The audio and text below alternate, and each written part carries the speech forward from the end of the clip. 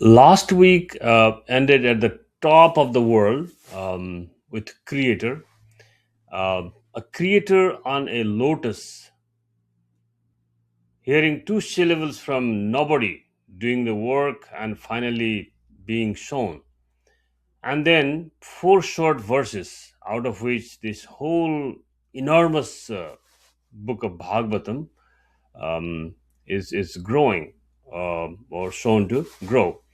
You would think the text thing would be there would be more story, but but unlike that, today we don't have much story. The next thing is a stranger, and I have been waiting for this since our first episode. The book stops here. Stops in the sense that it stops to explain itself.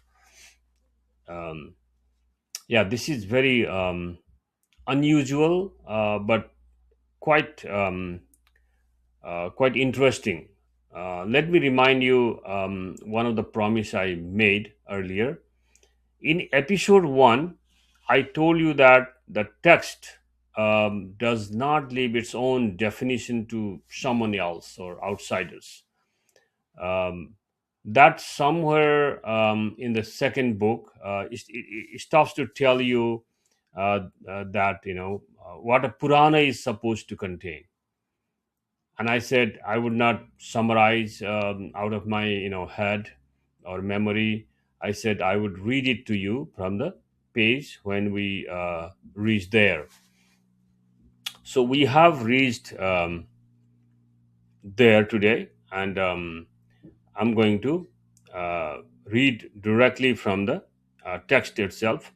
Um, So let me, before that, let me just stop describing the setting, because you need to know what the word Purana is doing. What is that word? In simple, definition, it means old, ancient. Uh, that is the whole word, and we covered that in the first chapter, also first episode. But it also is a category. There are 18 great Puranas and many smaller ones, uh, enormous compilations, stories, genealogies, the cosmology, ritual, philosophy that we are covering, including geography, and in all these boundaries in uh, one work. And the tradition has a general test for what makes something a Purana. Broadly, there are five things: creation, dissolution, recreation, the lines of the gods and sages, the great cycles of the time, and the histories of different dynasties. So, five, or five marks, you can say. That's the usual standard of a Purana. Um, including this Bhagavata Purana. Now, here is where our text does something boldly, which goes. Sukha is asked, in effect, what is this thing, that you are reciting to me? When Parikshit asked to Shukaji, he does not answer with those five we just mentioned. He answers with 10. That is the kind of a bolder move here by Sukaji. um, and I am reading them here. Let me go into the I'm going into uh, the text from the I'm going into the text from my online version, or not online but PDF version in my another screen. So I'm going just I'm reading the Sanskrit. Pardon me if I'm not correctly covering that. Atra sargo visarga cha sthanam poshanam Uttaya Manvantara Esu Esanukatha Nirodho Muktir Āśraya. That is the Sanskrit. I'm reading from um, Tagare, and let me just go into his translation. Give me 1 second. So, Srimad Bhagavatam Skanda 2. This is from Skanda 2, chapter 10, verse 1, translated by G.V. Tagare. Okay? I'm just reading the translation from the PDF. Here in the Bhagavad Purana, the constituent topics detailed are: number one, subtle creation, or in Sanskrit, Sarga. Number two, gross creation, in Sanskrit, Visarga, which we found in that verse. Third, law and order ensured by God, called Sthana in Sanskrit. Number four, protection, welfare of all, Poshana. Number five, material loss from karma, Uti. Six, period of Manu and history thereof, Manvantara. And number seven, accounts of God's deeds, Isanukatha. And eight, physical annihilation, called Nirodha in Sanskrit. Nine, liberation, Mukti. And 10, the last resort of the universe, the ultimate reality, Āśraya. So that is, those are the 10. Um, yeah, those are the 10. Is from G.V. Tagare. And let me quickly explain a little bit. We will take them slowly here in a moment. Not worry about holding all 10 in your in your memory right now. But before we go into that, notice what has just happened here. What has just happened here? A book has paused. That is that is by design. Okay, in the middle of the, when we are going through these stories, it just pauses and gives all these kind of technical details. um, yeah, so not a preface written by an editor. This is not like that. Not a modern scholar summary. The text telling you its own kind of categories and its own voice while it is still speaking. That means, it just pauses and gives something more than. So this is unusual, and it tells you something about the confidence of the those people who made this. This is very unusual, kind of, but very appropriately. They were not simply passing on stories. They had a theory of what they were doing. It shows like that. Okay, that is I wanted to explain that for that technical kind of a uh, technical detail, or yeah. So there is one more thing in this passage, and it is the thing this whole episode turns on. Right after giving the 10, the text says something about why they are given. Okay, it says the great ones describe the first nine, so the 10th becomes clear later automatically. So let's sit with that for a second. um, so nine of these categories are not there for their own sake. They are there to make the last one visible. So 9 will make the last one visible. So that last one is Āśraya. It has been translated in many ways. The support, the resort, the resort. The ultimate ground is called the Āśraya in Sanskrit. So this is not really a list of 10 topics. It is 9 roads and a destination, that is Āśraya. Okay. We will come to that, properly in a little bit, but just hold on, because it changes, how you hear everything else. Um, so, so you know, for now, let's just focus on, or just remember 10 words there. Okay, 10 words. So let us start with the first ones. Okay, let's start with the first ones. Let me check.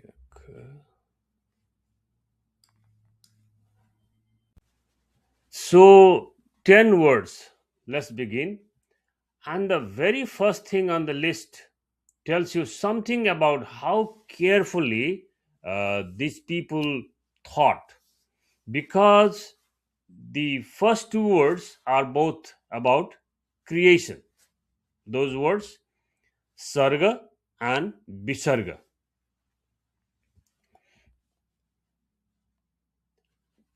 Sarga and Visarga. Uh, so now, why would you need these two words? Okay. So creation is creation, right? Um, things did not just exist and and then they did. One word should be enough. But this text does not think so. And if you have been with me for the last two episodes, if you remember, you already know why. Remember, remember Brahma. We discussed in the last uh, episode. Sitting on that lotus, he is called the creator, and we spent a whole chunk on that. Fact that he was not making anything out of nothing. He said it himself. The material were already there. Prakriti was already there. He was, I use the term engineer, but he arranged them. His role was just to arrange them. So there are two different arcs happening, and this list gives each one its own word. Yeah, the list that we just read. Sarga is the first one, the primary creation, the elements coming into being, the senses, the basic building material uh, of a universe. That is not Brahma's work. The second word is Visarga. Sorry, Visarga, the arranging, the variety. This specifics. This. It's saved out of material that already existed. So Brahma's work is Visarga, because he is working out of a already existing material.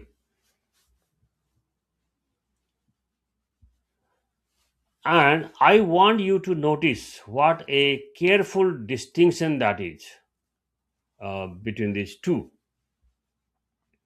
Most languages, including English, collapse these two.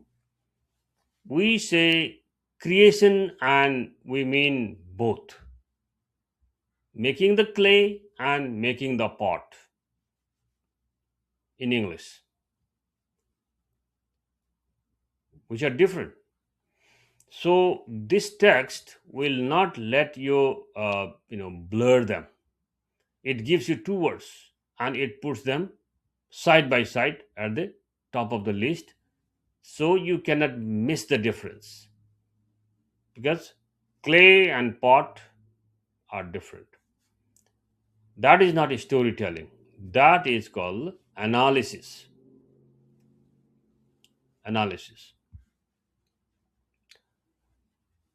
Third word is a sthana. Sthana. Creation is only the beginning. Something also has to hold. Okay. So, what is Sthana? Sthana is the standing of things, the order that keeps a universe from falling apart the moment after it is made. Sthana is a position, or we can say stability. The fact that things stay where they are supposed to be is called sthana, place, stability. And think about how much sense this makes as a category. Anybody can start something, a business, a marriage, a project, a country. The harder question is always the second one: will it hold? Will a country hold? Will a marriage hold? Etc. The text treats that as a separate subject worth its own name. Let's go to the fourth one. The fourth is in Sanskrit, it is Poshana. Poshana. And here the tone changes, and I want you to catch it. Okay. Sthana is order, Poshana is nourishment. Poshana, nourishment, feeding, sustaining the life or something. And in this text it carries the sense of favor, of grace, of something being looked after, not merely maintained and position placed, but poshana means feeding, giving. So there is difference, and you know it from your own life.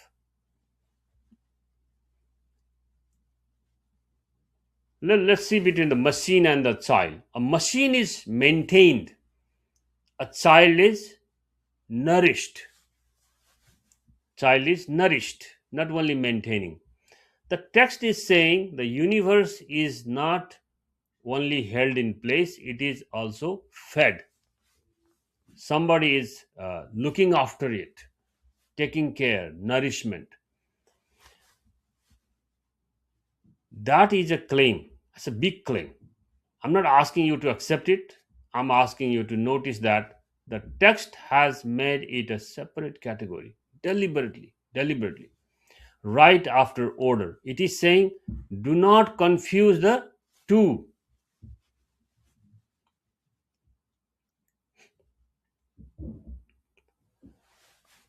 And let's go to fifth in the list. The fifth one is the hardest of the 10. So let me go slowly. 10th is in the list, the 10th is uti, the urges. Uti means the urges, the impulse, the drives that make things move. That is called uti.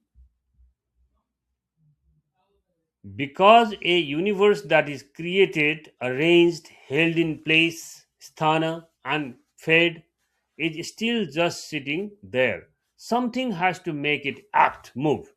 Something has to push a creature toward food, a person toward work, a life toward the next thing, in next business, next work, anything. That is called the uti.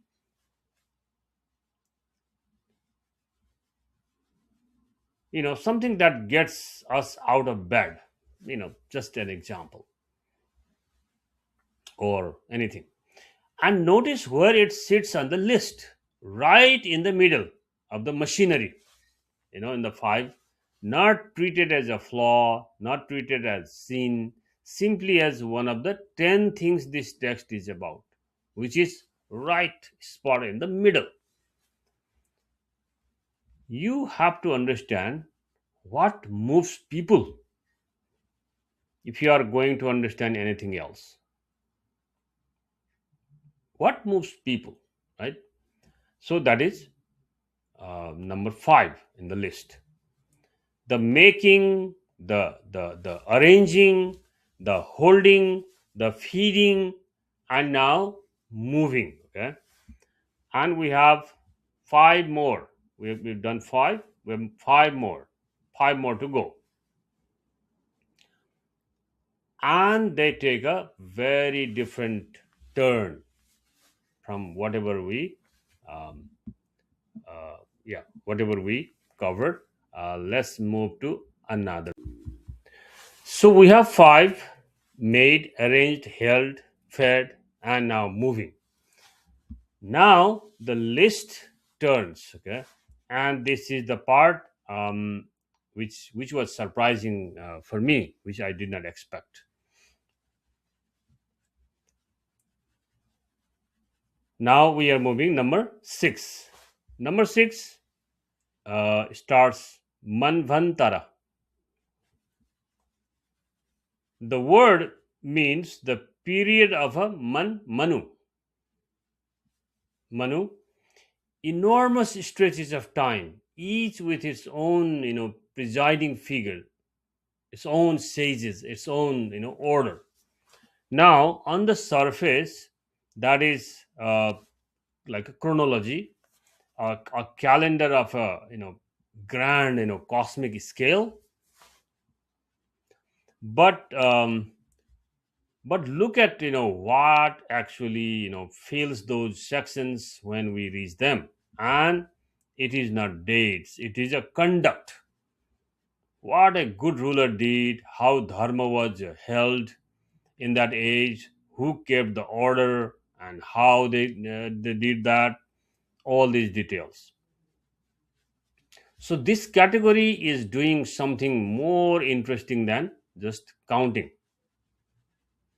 It is asking across all this time, what does a well lived life look like and who has shown us?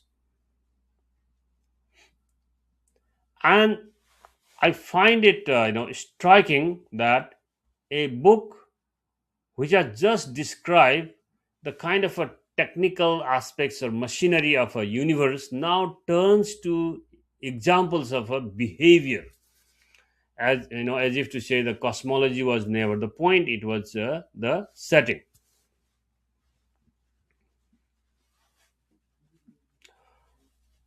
Now we move to number 7. Isanu Katha. Isanu Katha. The accounts of the Lord and of those devoted to Him. And this is huge in practice, enormous. When you actually open the Bhagavata, this is most of it. Prahlada, Dhruva, Gajendra, Ambarisha, Krishna, for 90 chapters. Okay? So the text is telling you here in its own words that stories are not decoration on top of the philosophy. Stories are a category of knowledge. One of the 10 things this book is made of.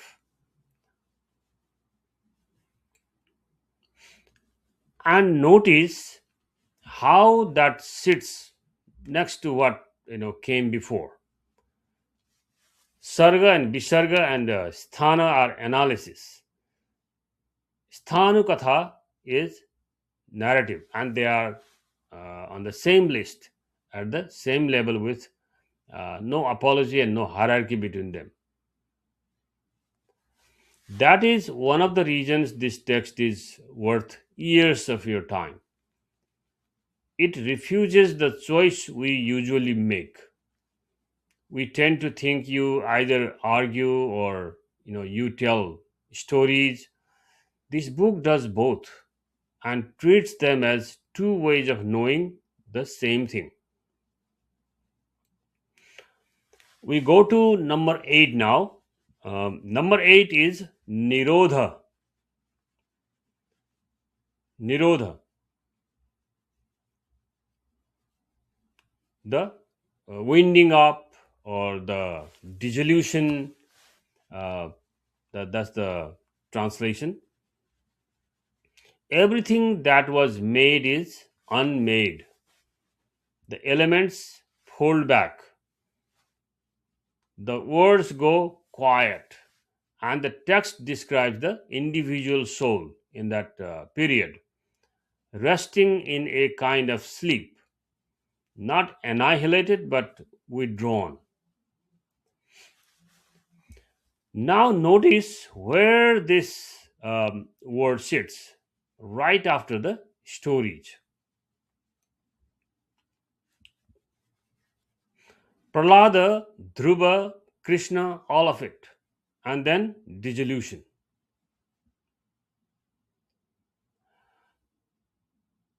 That is a hard, piece of editing, but it is honest. Every arrangement comes apart eventually, including the grandest one. The text does not hide that at the end of the appendix. It puts it on the main list as a topic in its own right. And then number 9, there is a mukti. Mukti. Mukti is a freedom or liberation. In mukti, in Sanskrit, mukti means liberation in English. And here is where I want you to listen carefully, because the definition is not what most people assume. Mukti is, as in this text, is not described as going somewhere. It is not a reward, and it is not an escape from a bad place to a nicer one, because usually that is considered as mukti. It is described as giving up a false identity, giving up a false identity and becoming established in your own nature, returning to our own nature by giving up the false identity is a mukti. Read that again. Your own nature, not somebody else's, not an improved version of you, and not somewhere else. What was always there underneath the thing you mistook yourself for, that nature. So, liberation in this account is a subtraction rather than addition. You do not acquire something, you put down something you were never actually carrying correctly. That is liberation.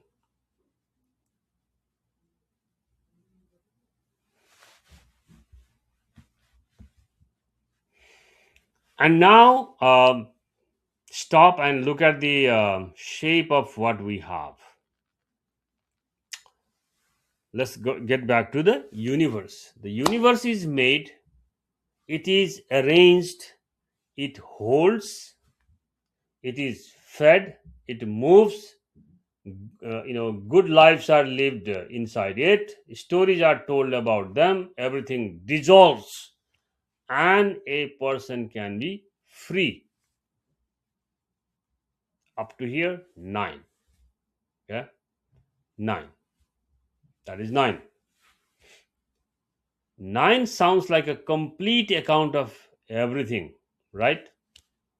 Yeah, sounds like a complete, a whole process is, complete. Sounds like complete. But the text says there are 10, and it says something very particular about the 10th. Okay, we will go to 10th. 10th is the next. Okay, I'll stop here. So, 9 topics: creation, arrangement, order, nourishment, the urge, the move, the good lives, the stories, the dissolution, and the freedom. With all these 9, it sounds like, it already a completed account of a universe until freedom. What is left?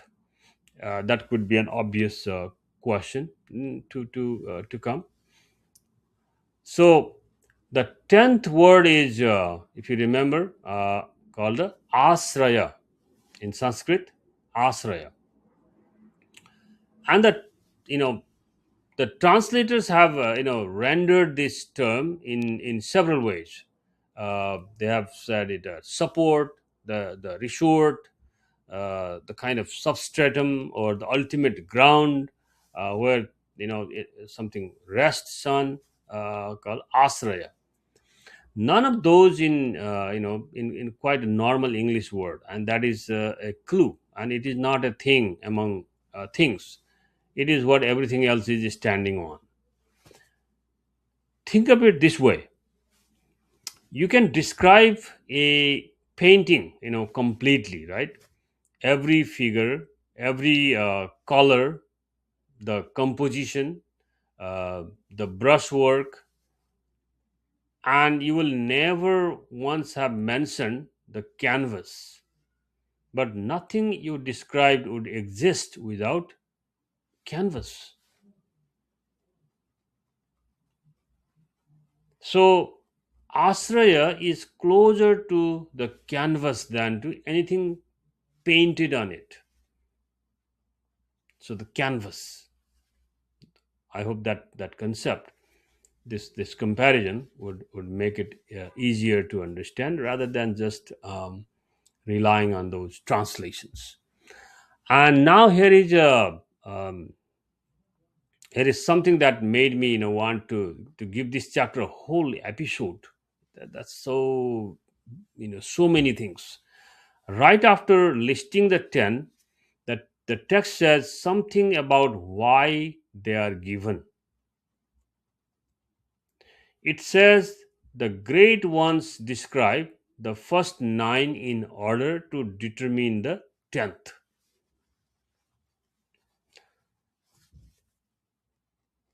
Yeah. So let's say that again slowly. The other 9 are those to make the 10th visible. Yeah.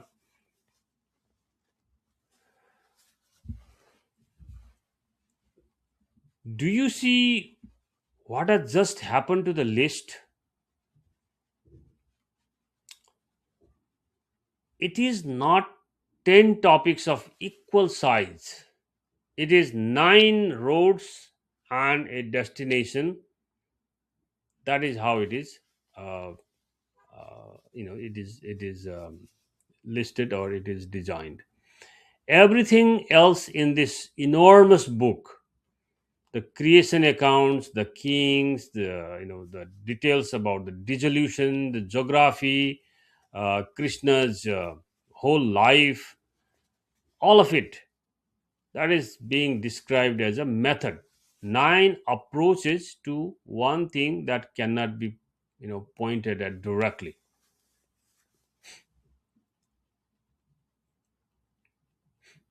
And I think this is a genuinely serious idea about how knowledge works, the proceedings of knowledge. Okay, because how do you talk about a foundation? You cannot hold it up and show it to somebody. It is not one of the objects in the room, it is the floor foundation. So you do the only thing available. You describe everything that rests on it carefully from many sides until the shape of the thing underneath becomes unmistakable, unshakable, and upon which you can trust. That is not vagueness, that is a method for approaching something that direct description cannot reach. And notice, this is not the text being evasive. It tells you exactly what it is doing upfront in its own content list.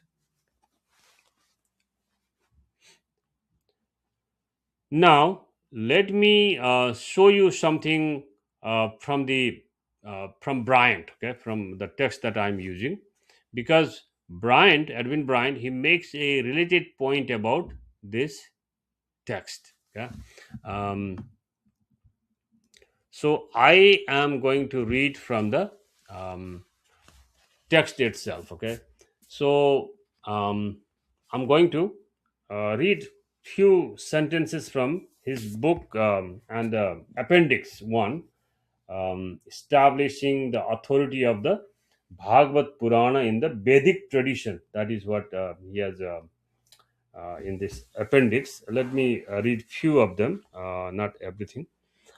So,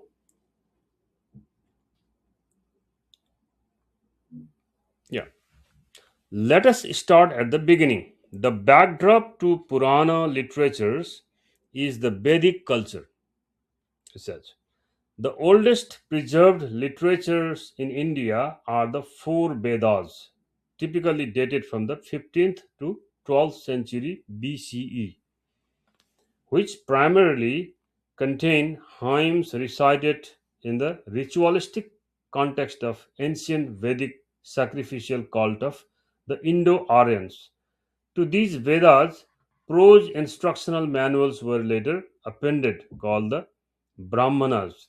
The term applies to the text as well as the caste specialist who transmitted and enacted the ritual. In addition to these, the Vedic corpus includes two other strata or genre of literatures: the Aranyaka, which overlapping in subject matter much of the material contained in the older Brahmana text on the one hand, and the later fourth stratum, the Upanishads, on the other, do not have a distinctive characteristic of their own and thus need not detain us. And the Upanishads, it is in the Upanishads that material clearly matriarchal to what comes to be associated with Hinduism. Both philosophical and devotional is rooted. In other words, it is in the Upanishads seminal to the later classical schools of Indian philosophy as well as to the contemporary devotional traditions of the Puranas that the origins of Bhakti Yoga are to be found. The four Vedas, fixed at a very early stage by various mnemonic devices, along with the other three strata constituting the Vedic corpus, are considered Shruti. Shruti, that which is heard, Shruti, eternally existent divine revelation. In contrast with this, the Puranas, along with all other pan-Indic classical texts such as epics, are considered Smriti, that which is remembered, Smriti, or indirect revelation, divine in origin but composed through human agency. um, while they are considered sacred and authoritative, there are much more flexible expectations associated with the Puranas, which transmit information for the general public, and thus adjustments according to the day and age are not viewed askance. I'll stop it here. Uh, this is Brian's book, page 543 to 44. I read. So this is the text that is unusually, conscious of itself. It knows what genre it is in. It knows what it is claiming. It tells you, its own categories, and then tells you which ones are, they're all pointing at. Um, that is not naive writing. Whatever else you think about the Bhagavata, it was made by people who knew exactly what they were building. Um,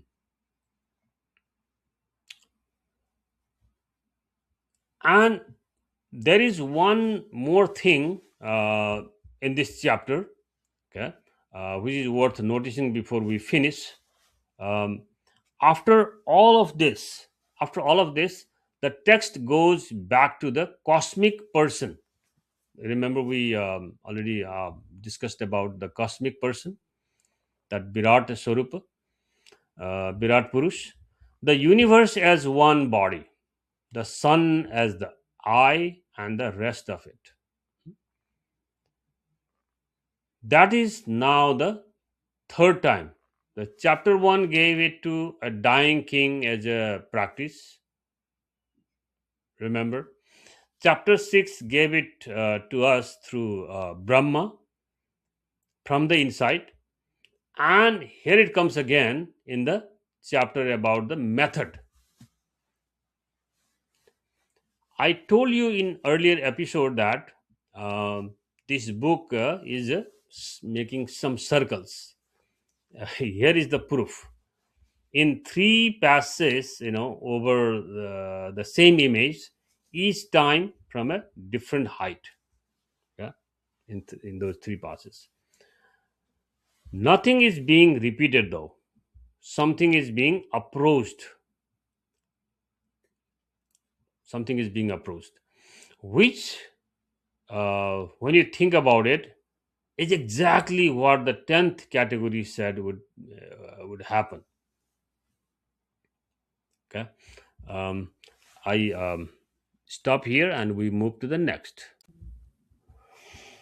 So that is the second book, Skanda 2 finished,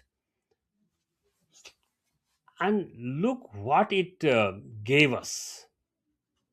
Let's recap. A dying man's question, a creator who admits he does not know his own source, two syllables is spoken over the water by nobody, and today the book is stopping to name its own different categories. We got 10 words, 9 roads, and those roads are going toward that destination. That is what so far we got. One note on sources before I go on, which makes you a bit clear.